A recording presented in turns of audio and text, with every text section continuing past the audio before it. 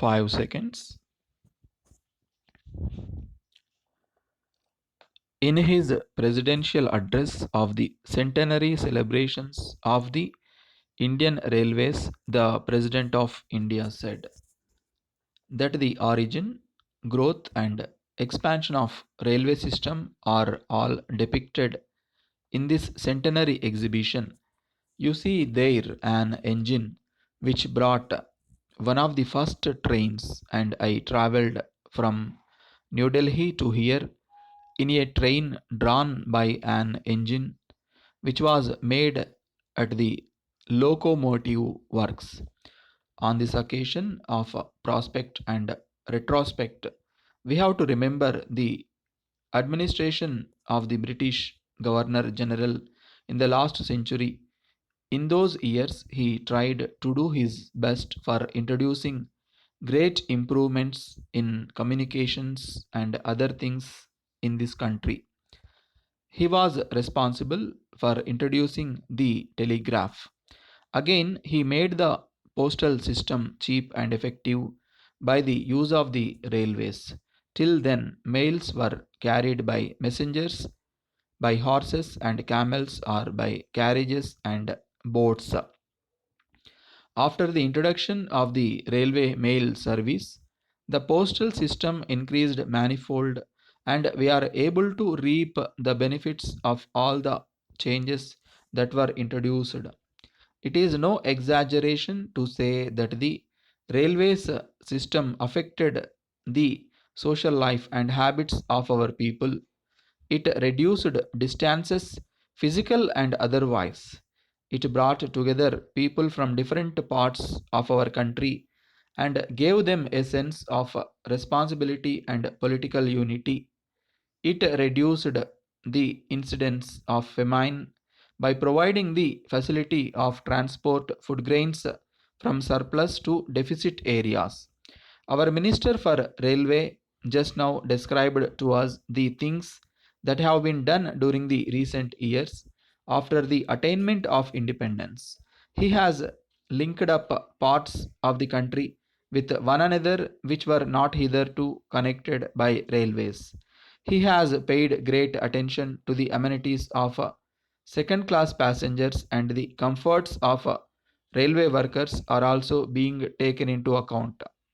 On the whole, every attempt is being made to increase the welfare of the railway worker, of the railway passenger, and indirectly of the people at large also. But as the minister has said, there are also ever so many things which require to be done. In a vast country like ours, there are still undeveloped regions which are not connected by railways. The success of our 5 year plans in the different sectors of agriculture, industry, and multi purpose projects will depend on the capacity of the railways to provide necessary transport facilities. The minister referred to the primary need of rehabilitation of a railway track, of a rolling stock and other equipment, and he has also told us about the need for development. But he ended up by saying that all these things depend on the state of our finances. In other words, finance is the greatest bottleneck. We have the will, we have the purpose, we have the ambition, and we are anxious to build as rapidly as possible a welfare state in this country. But there is this financial trouble.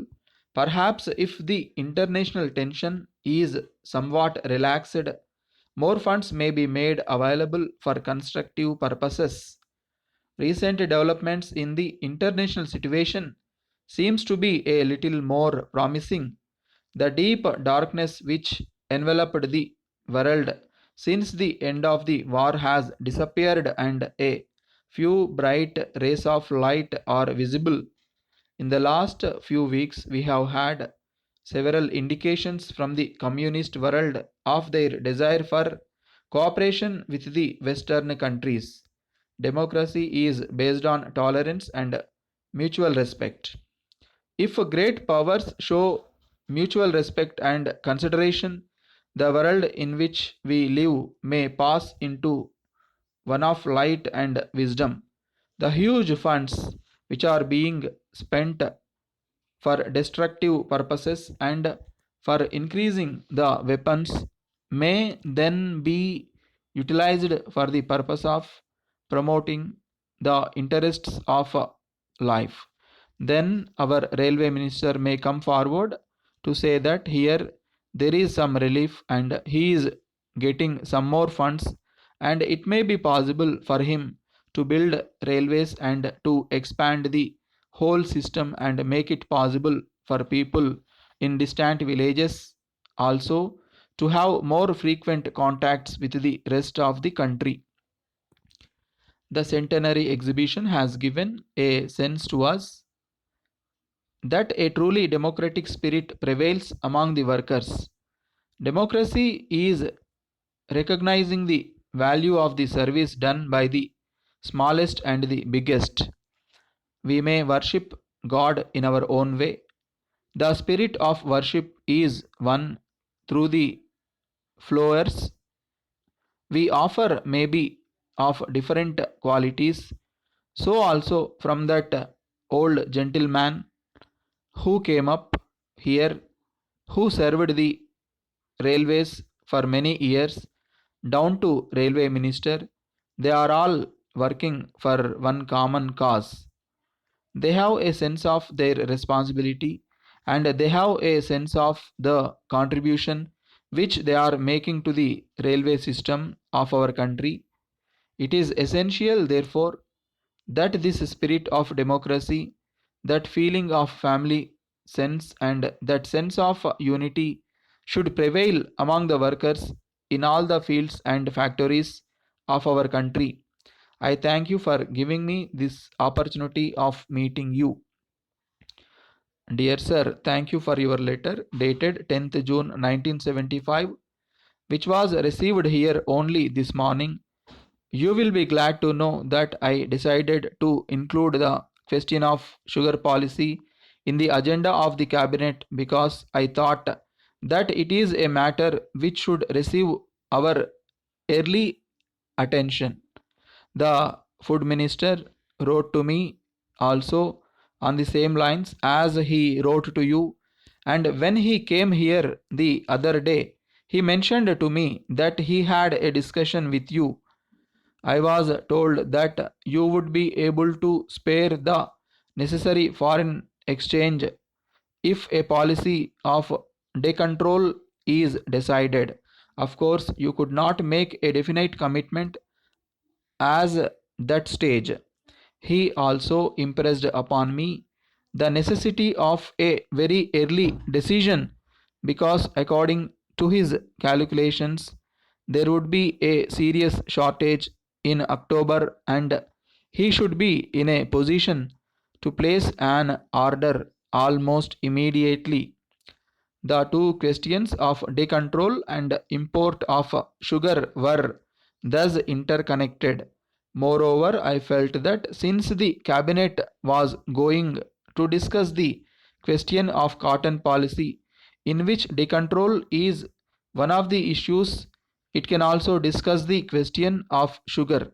I thought of the economic committee of the cabinet also, since all the members of the economic committee are at present in Delhi. They are sure to attend the cabinet meeting. Hence, the delay in referring the matter to the economic committee might be avoided. Further, it would be open to the cabinet to discuss this matter and refer it to the economic committee if it thought it necessary. The food minister said that the matter is of an urgent nature and that I should agree with him in this connection.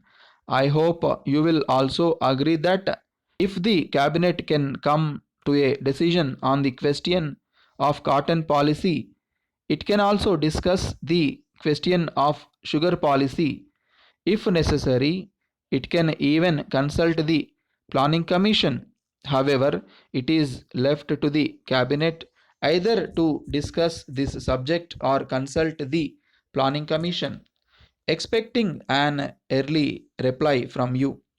Yours faithfully,